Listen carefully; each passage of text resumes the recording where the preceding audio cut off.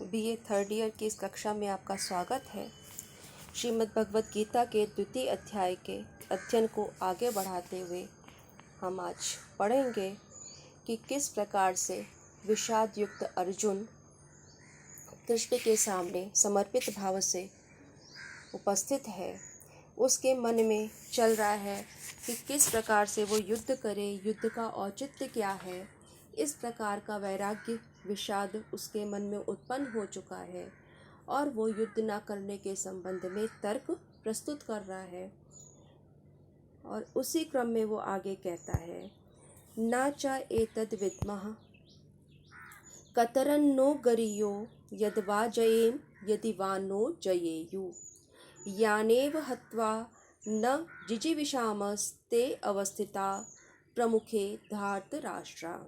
अब इसका यदि हम पद विभाग देख लें तो देखेंगे, पहला न च एतत् विद्मः कतरन नो गरीयो यद वा जयेम यदि वा नो जयेयु। यहाँ आपको क्रिया कई सारी दिखाई पड़ रही है इस पहली ही पंक्ति में।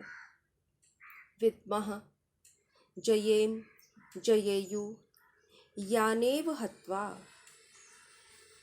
यान एव हत्वा न जिजीविषामः ते अवस्थिता प्रमुखे धार्तराष्ट्रा। इस प्रकार से यदि हम एक एक पद को अर्थ को पहले जान लें तो उसका भावार्थ हमें जल्दी समझ में आता है, जल्दी हम उसको हृदयंगम कर लेते हैं। तो अब यह कह रहा है, एतत् न विद्मः, एतत् चा, और एतत् हम ये भी नहीं, विद्मः जानते हैं, और हमें ये भी नहीं पता, क्या नहीं पता है, कतरत गरीया, कि नह कतरत गरीया, नह अस्मत् का रूप है कि हम ये भी नहीं जानते कि हमारे लिए क्या श्रेष्ठ है। गरी गुरु से बना है, गुरु शब्द से, गुरु का अर्थ भारी, श्रेष्ठ के अर्थ में होता है, उसी से बना है गरी। यह ईसुन प्रत्यय लग जाता है यहाँ पर, जिससे वो श्रेष्ठ का अर्थ देता है कि हमारे लिए क्या श्रेष्ठ है, क्या कल्याण का मार्ग है। यदवा जयेम, जये उत्तम पुरुष का बहुवचन है कि हम जीतेंगे, यदि वा नो जयेयु, अथवा हम जीत लिए जाएंगे। जयेयु जैसे पठेयु, पठेत पठेताम पठेयु, उसी प्रकार से हम यहाँ पर इसका अर्थ देखिए प्रथम पुरुष का बहुवचन है। तो हमें ये नहीं पता कि इस युद्ध में हमें विजय प्राप्त होगी अथवा शत्रु के द्वारा। यहाँ पर शत्रु भी उसने संबोधन नहीं किया है, यहाँ पर वो कह रहे अथवा हम जीत लिए जाएंगे, हमारे ऊपर विजय प्राप्त कर ली जाएगी। तो हमें ये भी नहीं पता है कि हमारे लिए क्या श्रेयस्कर है, क्या कल्याण का मार्ग है। जिस युद्ध के लिए हम यहाँ सन्नद्ध हैं वो हमारे लिए लाभकारी भी है या नहीं, श्रेष्ठ भी है या नहीं। गरी यहाँ पे गरिमा का भाव है, गुरुता का भाव है। तो वो करना, ये कृत्य कहाँ तक उसके औचित्य को हम सिद्ध कर पाएंगे, इस युद्ध के औचित्य को हम कैसे सिद्ध करेंगे, और ये तो पता ही नहीं है अभी, क्योंकि युद्ध प्रारंभ नहीं हुआ कि हम जीतेंगे अथवा हमारे ऊपर विजय प्राप्त कर ली जाएगी। और उससे बड़ी बात, यान हत्वा, जिन्हें मारकर, जिनका वध करके, ना जिजीविषामः, यहाँ भी हम उत्तम पुरुष की क्रिया बहुवचन की देखते हैं। हमारी जीने की भी इच्छा नहीं है, हम जीवन चाहते भी नहीं है, ऐसी ते धार्तराष्ट्रा, ऐसे वे धृतराष्ट्र पुत्र। धृतराष्ट्र के अपत्यर्थ में यहाँ पे प्रयोग किया गया है धार्तराष्ट्रा, धृतराष्ट्र से अण प्रत्यय हुआ है। तो धृतराष्ट्र के पुत्र, ये जो मेरे सारे भाई हमारे प्रमुख है, प्रमुख यहाँ पे है सम्मुख के अर्थ में, कि वो हमारे सम्मुख अवस्थिता स्थित हैं, अर्थात जिनको मार करके मैं जीवन की कल्पना भी नहीं कर सकता, जीवन चाहता भी नहीं हूँ, ऐसे मेरे ये धृतराष्ट्र के पुत्र, मेरे अपने भाई इस युद्ध भूमि में मेरे सम्मुख खड़े हैं। यहाँ उसके मन में जो संशय है, या ये कह ले कि जो एक मानवीय भाव है, वो भी हमें दृष्टिगोचर होता है कि हम संपत्ति का, सुख का भोग भी सबके साथ मिलकर कर सकते हैं। यदि सब प्रकार की शांति है, सब प्रकार की बाधाओं से रहित है, तभी हम उस सुख का आनंद ले सकते हैं, उन भोगों का आनंद ले सकते हैं। लेकिन जो भोग हमें अपनों को मारकर प्राप्त होंगे, जो जो राज्य हम प्राप्त करेंगे, उस राज्य के प्राप्ति में, उसके पश्चात राज सिंहासनारूढ़ होने के पश्चात, सत्ता प्राप्त करने के पश्चात यदि हमें सुख मिल भी रहा है तो वास्तव में क्या वो सुख है? क्या हम उस भोगों को भोग पाएंगे जिसमें हमारे समस्त आत्मियों की बलि चढ़ गई हो, हमारे समस्त आत्मी मृत्यु को प्राप्त हो जाए? तो ऐसे युद्ध के अंदर हम शत्रु को तो मार सकते हैं, लेकिन अपने को मार करके उसका आनंद लेना क्या मानवीय मूल्यों के विरोध में नहीं होगा? इस प्रकार के भावनाओं से, इस प्रकार के भावों से यहाँ पर अर्जुन युक्त हो रहा है। अब यहाँ पर जब हम बात करते हैं तो इस प्रकार की जयेयु, तो यहाँ पर दोनों ही बातें हैं कि युद्ध है तो एक की विजय होगी। दोनों पक्ष तो जीत नहीं सकते, तो एक पक्ष की विजय होगी, और उस विजय प्राप्त करने के पश्चात कौन उस सुख को भोग पाएगा? तो इस प्रकार से यह जो अर्जुन की शंका है, वो जिस विचार से यहाँ उसके मन में विषाद का उदय हुआ है, उसका अंदर हमें उसके मानवीय पक्ष के दर्शन होते हैं। अब आगे कहते हैं, कार्पण्य दोषोपहत स्वभावा पृच्छामि त्वाम धर्म सम्मूढ़ चेता यच्छ्रेयः स्यात् निश्चितं ब्रूहि तन्मे शिष्यस्ते अहं शाधि मां त्वां प्रपन्नम्। कार्पण्य दोषोपहत स्वभावा पृच्छामि त्वाम धर्म सम्मूढ़ चेता। पृच्छामि क्रिया है, मैं पूछ रहा हूँ। किससे पूछ रहा हूँ? त्वाम, तुमसे पूछ रहा हूँ, मैं आपसे पूछ रहा हूँ। यहाँ त्वाम जो पद है, सामान्यतः संस्कृत साहित्य में त्वम युष्मत् पद का ही प्रयोग किया जाता है, जिससे हम बहुत अंतरंग संबंध रखते हैं, जिसके साथ हम आत्मीयता का भाव रखते हैं, उसके हम भगवान शब्द का प्रयोग नहीं करते, युष्मत् पद का ही प्रयोग करते हैं। तो कार्पण्य दोषोपहत स्वभावा पृच्छामि त्वाम धर्म सर्वमूढ़ चेता। मैं कैसा हूँ, यहाँ पर उसको अपनी भाव को बता रहा है। कार्पण्य दोषोपहत स्वभावा, कार्पण्य अर्थात कार्पण्य में दीनता का भाव है, कृपण से बना है, कृपण शब्द से कार्पण्य बना है। कृपणता यहाँ कंजूस अर्थात जिसके भावों में कृपणता का भाव, केवल दारिद्र्य के अर्थ में ही नहीं आती है, कंजूस यहाँ पे इसका अर्थ नहीं होगा। तो कार्पण्य दोषोपहत स्वभावा, कृपण भाव वाला, कृपणता के कारण अर्थात दीनता के कारण, कायरता के कारण उपहत स्वभाव वाला, उपहत अर्थात आहत हो गया है, आच्छादित हो गया है, जिसका स्वभाव, स्वभाव का अर्थ होता है हमारा जो अपना भाव है, मूल भाव है। हर प्राणी का मूल भाव एक भिन्न होता है, अलग प्रकृति का होता है।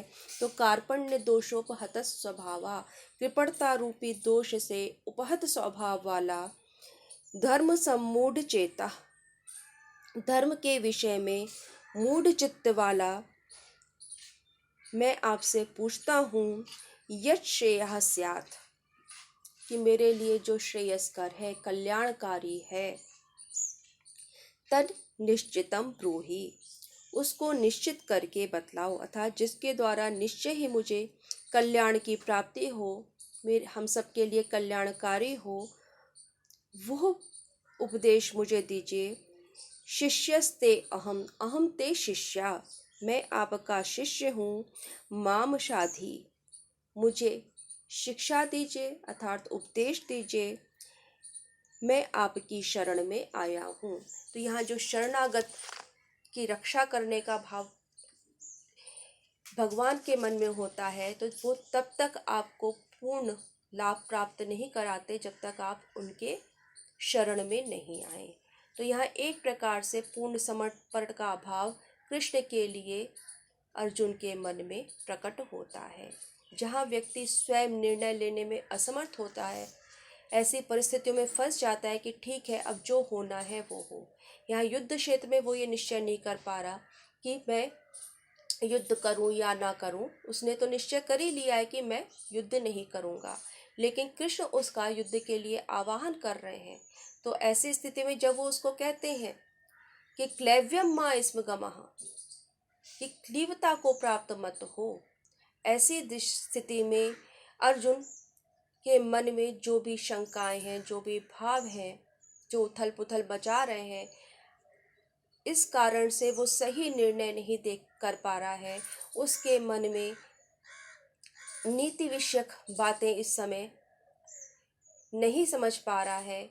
वो कृष्ण से कहता है, मैं आपकी शरण में आ गया हूँ, जो मेरे लिए कल्याणकारी हो वो मुझे उपदेश दीजिए कि मैं क्या करूं। यह निर्णय कृष्ण पर छोड़ दिया कि अब आप जैसा कहेंगे मैं करूंगा। इस संदर्भ में हमें ये भी ध्यान में रखना पड़ेगा कि जब वो कहता है कार्पण्य दोषोपहत स्वभाव, जब व्यक्ति के मन पर कोई आवरण पड़ जाए, चित्त पर कोई आवरण पड़ जाता है, तो उसकी विवेक बुद्धि नष्ट हो जाती है। वो निष्पक्ष होकर कोई निर्णय नहीं ले पाता। इस कारण से उसने पहले ही कहा है कार्पण्य दोषोपहत स्वभाव, कृपणता के कारण, दीनता के कारण मेरा जो स्वभाव है, मेरी जो सोचने समझने की शक्ति है, वो एक प्रकार से यहाँ बाधित हो गई है। मैं स्पष्ट नहीं देख पा रहा हूँ। सामान्यतः मन को हम कहते हैं कि जब कुछ भी आपको समझ में नहीं आए तो आपको अपने मन की सुननी चाहिए।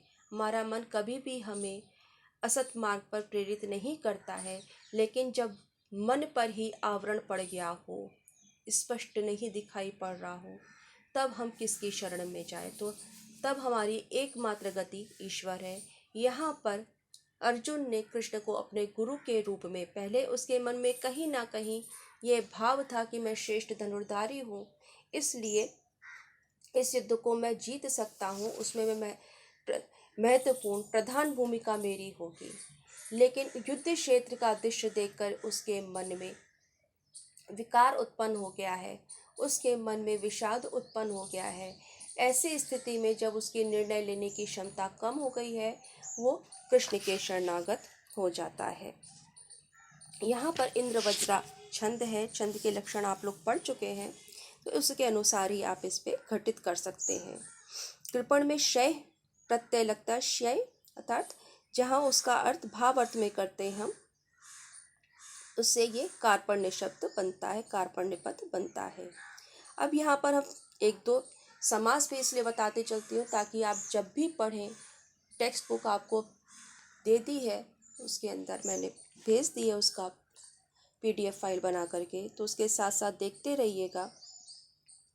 तो यहाँ पे कुछ का, ताकि जब आप भावार्थ करते हैं तो आप स्वयं भी उस प्रकार से समास विग्रह करना सीखें।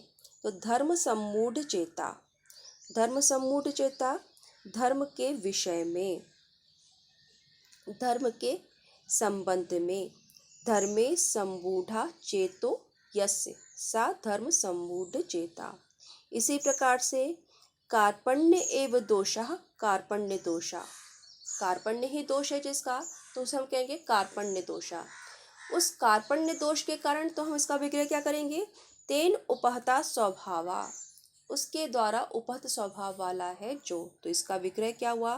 कार्पण्य एव दोषा, कार्पण्य दोषा तेन उपहत स्वभावा यस्य सा कार्पण्य दोषोपहत स्वभावा। अब इस उपहत को भी हम यदि विग्रह करें तो हम देखते हैं कि यहाँ पर उपसर्ग पूर्वक हन धातु है। ये कुछ श्लोकों में मैं इसलिए बताती चल रही हूँ ताकि आप इसको पढ़ना सीख जाएं। इसी प्रकार से शादी शब्द जो है ये बना है शाज धातु से, लोट लकार मध्यम पुरुष एक वचन इसका रूप है। ब्रूही आप जानते हैं, ब्रू धातु है, लोट लकार मध्यम पुरुष एक वचन है। हम जिससे संबोधित कर रहे हैं तो क्रिया मध्यम पुरुष की होगी। जब हम किसी से पूछ रहे हैं, उपदेश देने को कह रहे हैं। इसी प्रकार से शिष्या शब्द भी शास धातु से बनता है, कृप प्रत्यय लग के। अब आपने देखा शिष्य, यहाँ पे जो शास धातु है दो स्थान पे हमें देखने को मिली। शादी है, वहाँ लोट लकार में का रूप है शास धातु का। शिष्या है, यहाँ पर शास धातु से क्यप प्रत्यय लग करके बना है, और इस प्रकार से शिष्या शब्द निष्पन्न होता है। अब हम आगे का श्लोक देखते हैं। न हि प्रपश्यामि ममापनुद्यात् यच्छोकम उच्छोषणम इंद्रियाणाम अवाप्य भूमावसपत्नम रिद्धम राज्यम सुराणाम अपि चाधिपत्यम। अब वो एक प्रकार से देख रहा है कि ना ही प्रपश्यामि, मुझे नहीं दिखाई पड़ता है। इसका अन्वय हम आगे पढ़ेंगे, अभी सीधे सीधे पहले अर्थ समझ लीजिए। मम, मेरे, अपनुद्यात, अपनुद्यात नोदन के अर्थ में आता है, अर्थात दूर कर सके। किसको? शोकम, शोक को। शोक कैसा है? इंद्रियाणाम उच्छोषणम, इंद्रियों को सुखाने वाले। अवाप्य, प्राप्त करके। भूमौ, भूमौ अर्थात पृथ्वी पर। कैसी पृथ्वी? असपत्नम रिद्धम, जो निष्कंटक है। सपत्न कहते हैं जिसमें शत्रु है, शत्रु के से सहित। असपत्नम, जो शत्रु रहित है, निष्कंटक है, ऐसे समृद्ध राज्य को प्राप्त करके। सुराणाम चापि आधिपत्यम, और सुर अर्थात देवताओं के राज्य को प्राप्त करके भी जो मेरे इस शोक को दूर कर सके। अब हम इसका भावार्थ समझते हैं। यहाँ पर अर्जुन कह रहा है कि इस युद्ध को जीत करके हमें क्या प्राप्त होगा? राज्य प्राप्त होगा, राज्य का सुख प्राप्त होगा। और यदि हम कहते हैं मरने के पश्चात, या देवताओं का राज भी मिल जाए मुझे इस युद्ध को जीतने के पश्चात, फिर भी मेरे मन में जो दुख है, अवसाद है, वो किसी भी प्रकार से कम नहीं हो सकता है। तो वो कह रहे हैं कि इसका हम अन्वय करेंगे ही, क्योंकि से प्रारंभ कर रहे हैं इस वाक्य को, कि यहाँ पर वो तर्क दे रहा है। तो भूमौ असपत्नम, इस पृथ्वी पर, असपत्नम निष्कंटक, शत्रु रहित, और कैसा? रिद्धम, समृद्धि से है। रिद्धि अर्थ होता है समृद्धि। रिद्ध यानी समृद्ध, जो सब प्रकार के धन धान्य से युक्त है, ऐसे राज्य को। सुराणाम चाधिपत्यम, और देवताओं के आधिपत्य अर्थात देवताओं के राज्य को प्राप्त करके भी। न प्रपश्यामि, मैं उस उपाय को नहीं देख पा रहा हूँ, मैं उस सुख को नहीं देख पा रहा हूँ जो मेरे इंद्रियाणाम उच्छोषणम शोकम, मेरे इंद्रियों को सुखाने वाले शोक को दूर कर सके। इंद्रियों को हमारी, जैसा आपको पता है, 5 ज्ञानेंद्रियाँ, 5 कर्मेंद्रियाँ हैं। ज्ञानेंद्रियों के द्वारा हम ज्ञान प्राप्त करते हैं, विषयों का ग्रहण करते हैं, और कर्मेंद्रियों के द्वारा हम क्रियाशील होते हैं, अपने कार्यों को, हमारी जो कार्य हैं उनको संपन्न करते हैं। और मन उभय इंद्रिय कहलाता है। वो ज्ञानेंद्रिय भी अर्थात विषयों का ग्रहण भी करता है, और कर्मेंद्रिय भी है क्योंकि हमें कार्य में प्रवृत्त भी करता है। यदि मन हमारे से इंद्रियों से युक्त नहीं होगा तो हम किसी भी कार्य को करने में समर्थ नहीं होंगे। तो जब व्यक्ति, एक प्रकार से यहाँ में संकेत मिल जाता है कि जब व्यक्ति मानसिक रूप से किसी भी कार्य के लिए तत्पर नहीं है तो वो उस कार्य को नहीं पूरा कर सकता। तो संकल्प, जिसे हम कहते हैं मन का विषय है, यदि संकल्प ही नहीं है तो हमारी उस कार्य में प्रवृत्ति भी नहीं होगी। और संकल्प क्यों नहीं उदय हो रहा? क्योंकि वो उसके परिणाम को देख रहा है, फल को देख रहा है कि किस प्रकार से इस युद्ध में जन धन की हानि होगी, और उस परिणाम को देख करके ही उसके हाथ पैर ढीले पड़ रहे हैं, उसकी इंद्रियां सूख रही हैं। यहाँ बड़ा ही स्वाभाविक है कि मेरी इंद्रियों को सुखाने वाले शोक को दूर कर सके। अर्थात जो भाव मेरे अंदर उदय हो रहा है, तो संसार का कोई भी सुख मुझे, जो हम चरम सुख कहते हैं, वो प्राप्त होने के बाद भी मेरी उसमें प्रवृत्ति नहीं हो पा रही है, मैं युद्ध के लिए तैयार नहीं हो पा रहा हूँ, मैं मानसिक रूप से स्वयं को इस बात के लिए तैयार नहीं कर पा रहा कि ये युद्ध कल्याणकारी है। जैसा आपने पिछले श्लोक में भी देखा कि वो कृष्ण इसे कहता है जो श्रेयस्कर है। हमारे यहाँ 2 प्रकार के मार्ग माने गए हैं, एक श्रेय मार्ग और एक प्रेय मार्ग। प्रेय मार्ग जो प्रिय से बना है, श्रेय श्री से बना है। तो प्रिय कार्य वो होते हैं जो हमको आनंदित करते हैं, जो हमें, जिन्हें करना हमें प्रिय होता है। ऐसे बहुत सारे कर्म हम करते हैं जो हमारे मन को सुख देते हैं। श्रेय मार्ग वो कहलाता है जो कई बार हम उसके लिए तैयार नहीं होते, लेकिन फिर भी हमारे लिए कल्याणकारी हम उस मार्ग में प्रवृत्त होते हैं। यहाँ पर ये बिल्कुल एक सीधा सा अर्थ इसका मैंने बताया है, जिससे आप इस विषय को समझ सकें कि श्रेय क्या है और प्रेय क्या है। अब यहाँ पर वो, क्योंकि उस पिछले श्लोक में हम देख चुके हैं कि अर्जुन कहता है कि वो कृष्ण की शरण में है, उनसे पूछता है जो मेरे लिए कल्याणकारी है, आप उसका उपदेश दो। क्योंकि इस युद्ध के परिणाम को देखकर, उस पर विचार करके मेरी इंद्रियां सूख रही हैं, क्योंकि इंद्रियां ही तो हमें प्रवृत्त करवाती हैं। यदि इंद्रियां ही क्रियाशील नहीं होंगी तो हम किस प्रकार से इस कार्य में प्रवृत्त होंगे। और मुझे वो कोई कारण स्पष्ट नहीं दिखाई पड़ रहा जिससे मेरे जो शोक है, शोक मन का भाव है, तो मेरे अंदर जो शोक का उदय हुआ है वो दूर हो सके। इसके पश्चात हम नवा श्लोक देखते हैं। एवं उक्त्वा, यहाँ पे संजय उवाच, यानी कि संजय क्योंकि हाल सुना रहा है, तो यहाँ पर हमें पात्र जो कह रहे हैं, क्योंकि ये जो वार्तालाप चल रहा है, जो संवाद चल रहा है, वो कृष्ण और अर्जुन के मध्य चल रहा है, इसीलिए इसको कृष्णार्जुन संवादे कहा है गीता में। तो उनके संवाद जो चल रहा है, अब वो क्योंकि संजय सुना रहा है, तो वो एक जो दृश्य उसके सामने है उसको वो साथ साथ धृतराष्ट्र को बताता चलता है। एवं उक्त्वा ऋषिकेशम गुडाकेशा परंतपा न योत्से इति गोविंदम उक्त्वा तूष्णीम बभूव। या वो कह रहा है कि इस प्रकार से कहकर ऋषिकेशम, ऋषिकेशम द्वितीया का एक वचन हो गया, तो भगवान श्री कृष्ण से किसने कहा? गुडाकेशा परंतपा। गुडाकेश अर्जुन का नाम है, परंतप भी अर्जुन का नाम है। तो वो कह रहे कि हे राजन, इस प्रकार से, गुडाकेश नाम पड़ा उनका निद्रा को जो जीतने वाला है, जिसने नींद पर अपना आधिपत्य स्थापित कर लिया है, नींद पर विजय प्राप्त कर ली है, इसलिए उसका नाम पड़ा गुडाकेश।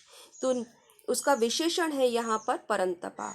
तो ऐसे परंतप गुडाकेश अर्थात अर्जुन ने ऋषिकेशम, ऋषिकेश अर्थात भगवान श्री कृष्ण से इस प्रकार कहकर, एवं उक्त्वा अपनी बात कहकर, पर गोविंदम न योत्से कि हे गोविंद मैं युद्ध नहीं करूँगा, इति ह उक्त्वा तूष्णीम बभूव, इस प्रकार से कहकर वो चुप हो गया, शांत हो गया।